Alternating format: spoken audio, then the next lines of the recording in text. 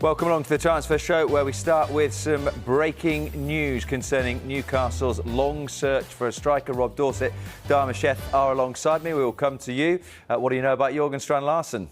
Well, big breaking news that's literally just come to us in the last few minutes. We know that Newcastle have had an interest in Jorgen Strand Larsen, of course, for some time now as a possible replacement for one of the two strikers that they're looking to replace, potentially if Alexander Isak leaves for Liverpool, of course.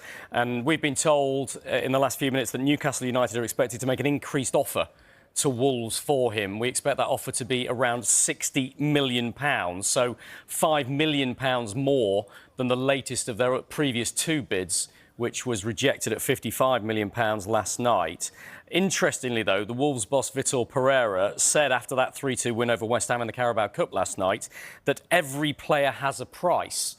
Now, of course, people will read a lot into that, but our understanding is that Wolves' position remains he is not for sale. They don't want to sell him in this window, especially bearing in mind that they've got so little time left in the window to try and sort out a replacement and what's been described to us as a Premier League-ready replacement. I mean, that's the point. Strand Larsen is a key part of the Wolves' side.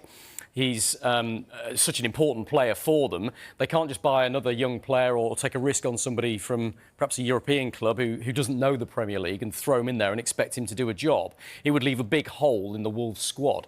And so for Newcastle... Particularly after leaving Cunha. Well, exactly. And so for Wolves to accept an offer for him at this stage, it's going to have to be a big bid.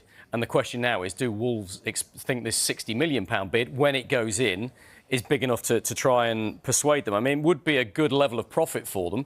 Bear in mind, he was on loan at Molineux last season from Celta Vigo, and there was an obligation for them to buy him worth £23 million. So Wolves have only just paid £23 million for this player. They could potentially sell him for 60. That sounds like a great bit of business until you start thinking, well, where are they going to get a replacement from? What does a replacement look like?